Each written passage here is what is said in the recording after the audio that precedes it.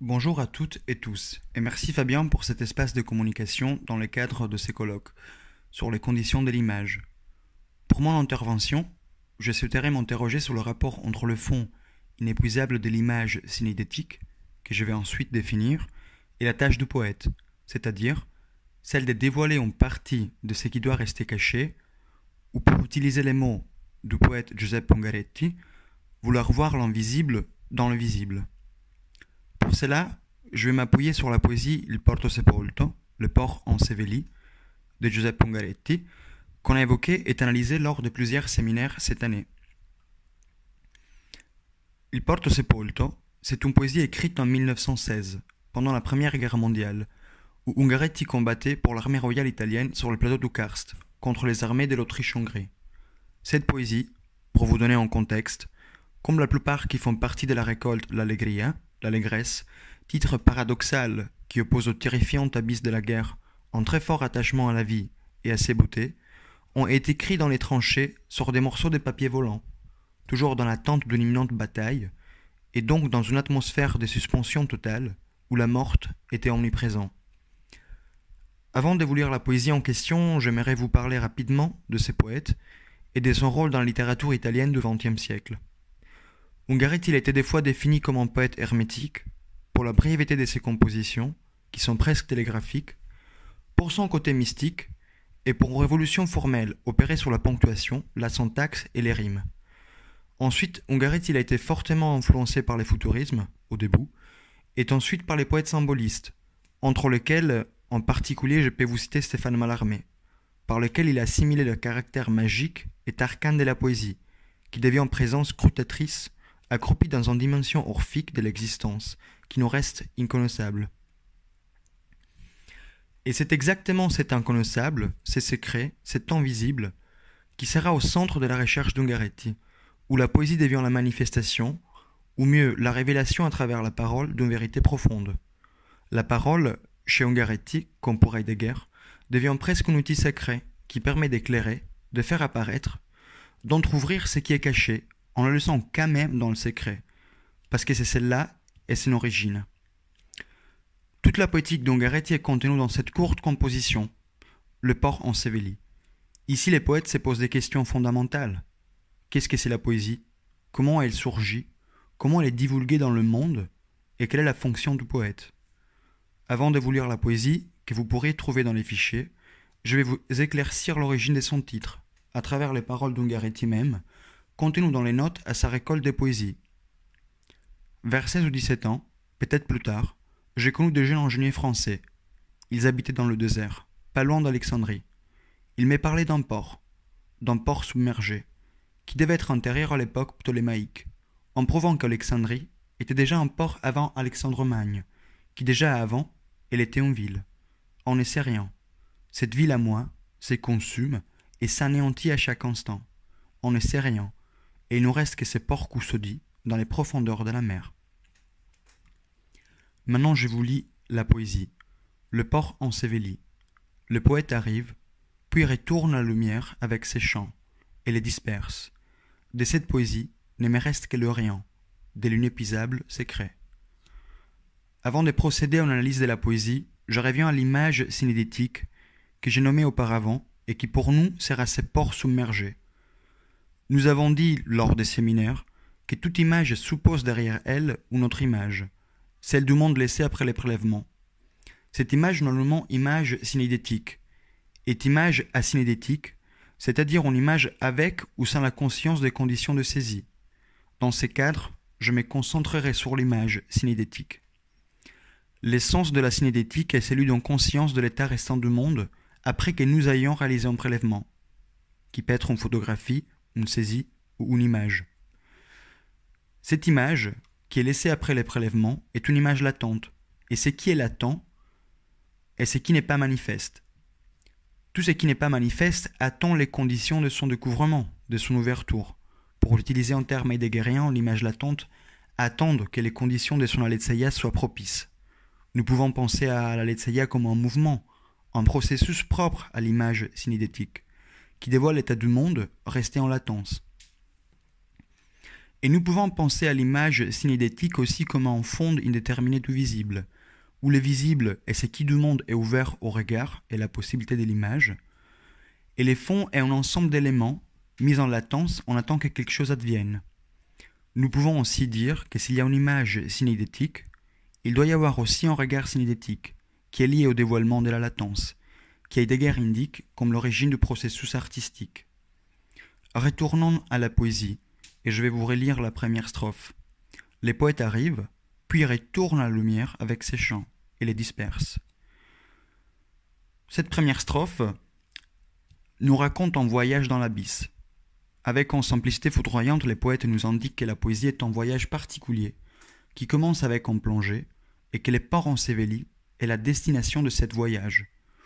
Le port est le symbole de l'inconnu et de la profondeur de nous-mêmes.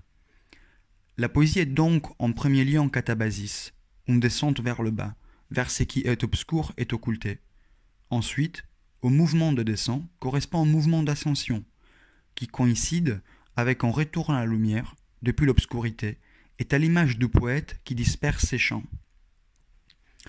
La poésie est donc la révélation fulminante, une espèce d'épiphanie, d'une vérité profonde qui demeure dans les ports submergés, dans nos abysses. Et ces chants, qui est dispersé, nous rappellent les rituels, ou l'antenne, et magique de la Sibylle, qui rendait ses oracles sous la forme d'énigmes, en les inscrivant sur des feuilles, qui après faisaient disperser par le vent. Les poètes donc rendent manifeste l'impénétrable, ce qui à l'individu commun et apathique reste inaccessible, indicible.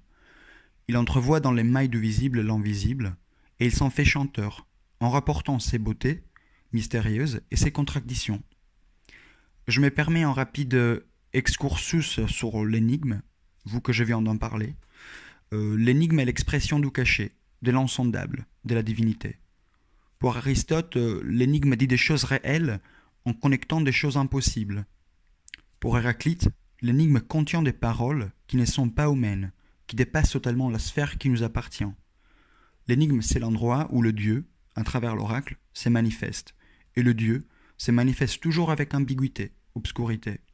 Héraclite le dit clairement.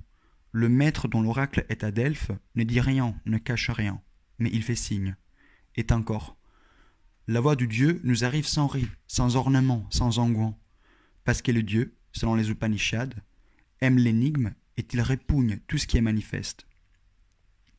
Pour me connecter à la deuxième strophe de la poésie Le port enseveli, et pour conclure sur l'énigme, la remontée et la dispersion de ces chants est toujours dangereuse, parce que dans l'abysse, derrière le voile, nous pouvons trouver à la fois le splendeur et la mort, comme il nous rappelle Risque face aux anges, et comme il nous rappelle aussi Apollon, dieu de la poésie et de l'art, qui est lumineux et solaire, mais qui peut être aussi tremendement féroce et cruel.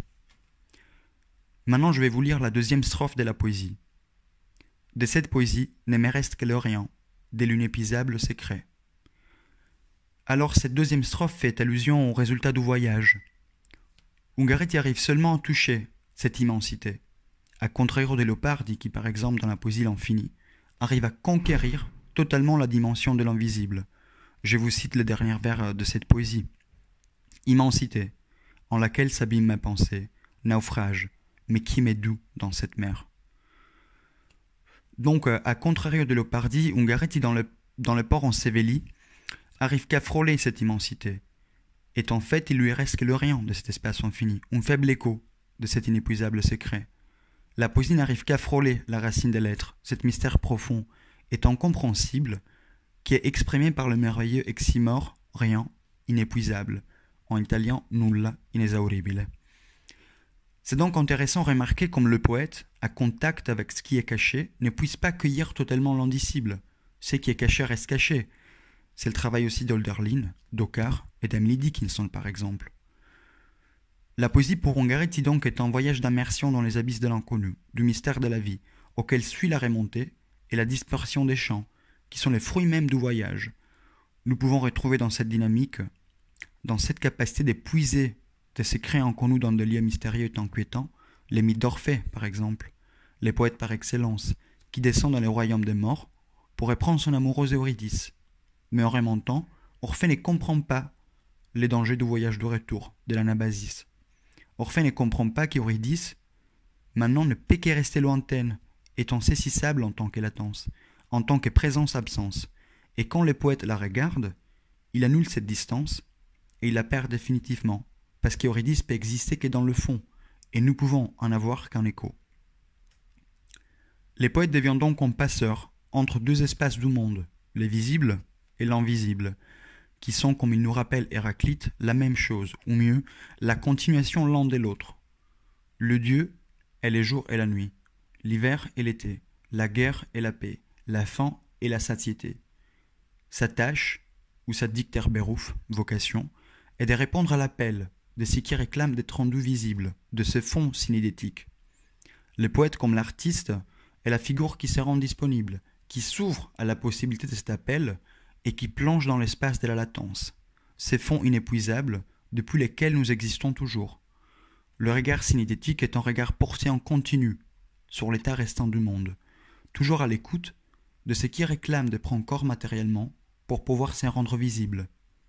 La poésie comme l'art peut nous réapprendre à voir le monde et ses possibilités infinies, parce que les poètes habitent le mystère, et ils peuvent raconter ce qui n'a pas été, ce qui a été délaissé, et ce qui pouvait être autrement.